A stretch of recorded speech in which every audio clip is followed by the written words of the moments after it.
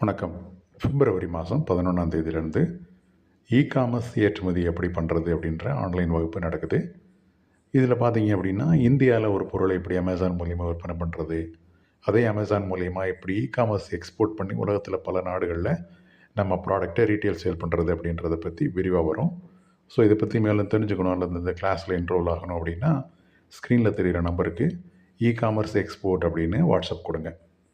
இன்றைக்கி புதுசாக ஒரு ஏற்றுமதி தொழில் ஆரம்பித்தவர் பையர் அப்ரோச் பண்ணும்போது அவருக்கு இருக்கக்கூடிய சந்தேகம் என்ன அப்படின்னா, பையர் நம்மளை நம்பி ஆர்டர் கொடுப்பாரா, நம்மளை நம்பி பணம் தருவாரா அப்படின்னு எதிர்பார்ப்பாங்க. அந்த பயம் இருக்கும். அதே நேரத்தில் ஒரு பையர் பாயிண்ட் ஆஃப் வியூவில் பார்க்கும்போது, இவர் உண்மையிலேயே எக்ஸ்போர்ட்டரா, இவர் உண்மையிலேயே இந்த ப்ராடக்டை பண்ணுறாரா, வாட்ஸ்அப்பில் ஃபோட்டோ அனுப்பிச்சிருக்காரு, உண்மையிலேயே இதே மாதிரி ப்ராடக்ட் இருக்குமா, தெரியாத நாடு இந்தியா, தெரியாத நபர் நம்மளை அப்ரோச் பண்ணியிருக்காரு, இவரை நம்பி பணம் அனுப்பலாமா, இந்த சந்தேகம்லாம் இருக்கும். ஸோ இந்த மாதிரி சந்தேகம் 2 பேருக்குமே இருக்கும்போது இதுக்கான தீர்வு என்ன அப்படின்றத பற்றி பார்க்க போகிறோம்.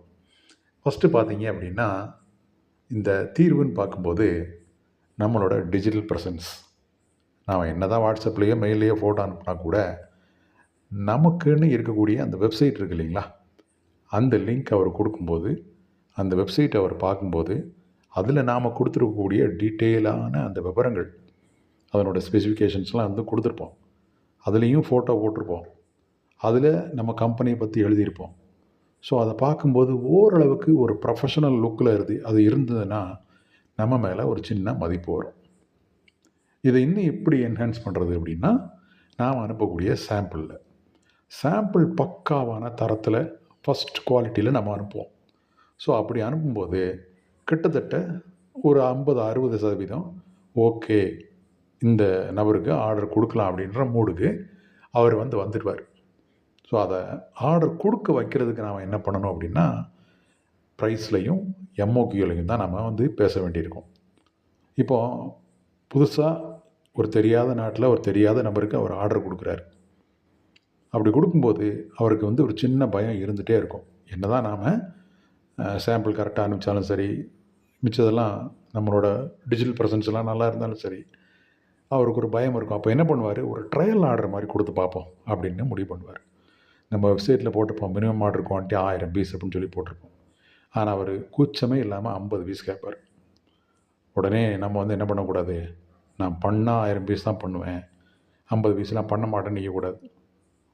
அவரோட நிலைமையை புரிஞ்சுக்கிட்டு ஓகே அப்படின்னு சொல்லி 50 பீஸை பண்ணலாம். 50 பீஸை வச்சுட்டு அவர் அங்கே ஒன்றும் கோட்டெல்லாம் கட்டி போகிறதில்ல. அவர் நீங்கள் சரியாக எக்ஸ்போர்ட் பண்ணுறீங்களா, குவாலிட்டி மெயின்டைன் பண்ணுறீங்களா, ப்ராடக்டை கரெக்டான டயத்துக்கு டெலிவரி கொடுக்கீங்களான்னு ட்ரையல் பார்க்குறதுக்கு ஒரு ட்ரையல் ஆர்டர் கொடுத்துருக்குறாரு. அதை சொல்ல மாட்டார் டேரெக்டாக. ஸோ 50 பீஸ் தான் எனக்கு தேவை, இப்போ பண்ண முடியுமான்னு கேட்டால் ஓகே அப்படின்னு சொல்லணும். ரெண்டாவது, ப்ரைஸ்லையும் கடப்பாறை முழுங்கின மாதிரி நான் இதை விட்டு இறங்கவே மாட்டேன்னு இருக்கக்கூடாது. ப்ரைஸில் ஃப்ளெக்சிபிளாக இருக்கணும். எக்ஸ்போர்ட்டில் ப்ரைஸில் கண்டிப்பாக ஃப்ளெக்சிபிளாக இருந்தே ஆகணும். ஏன்னா நமக்கு காம்படிஷன் அப்படின்றது சைனாலையும் வியட்நாம்லேருந்து வரலாம்.